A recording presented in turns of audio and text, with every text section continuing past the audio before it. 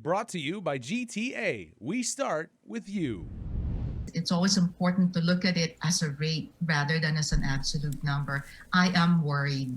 COVID data analyst Dr. Annette David says she's worried after yesterday's results presenting 130 positive cases out of 957 tests, which is a 13.9% positivity rate.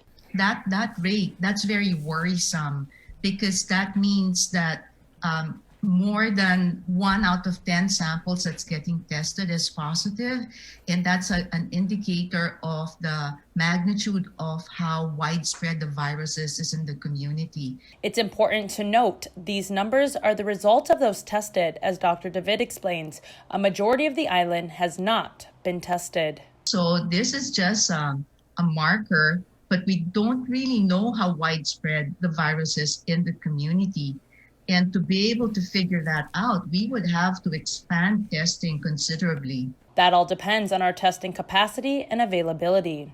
But bottom line, Dr. David says this virus is highly infectious, and numbers are telling us to do more to stop the transmission. The virus is programmed to do one thing. It's programmed to look for a host because a virus can't live outside of a host.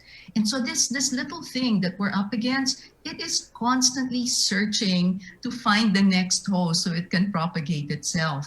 So it's the host's behavior that determines if the virus continues to propagate.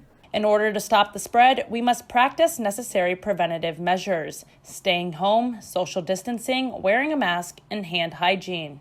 And in order for Guam to move forward, Dr. David says we must first accept COVID-19.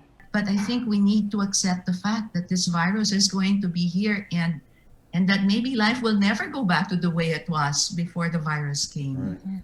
And I think once we're over that psychological hurdle, we can start thinking about how we move forward. Brought to you by GTA. We start with you.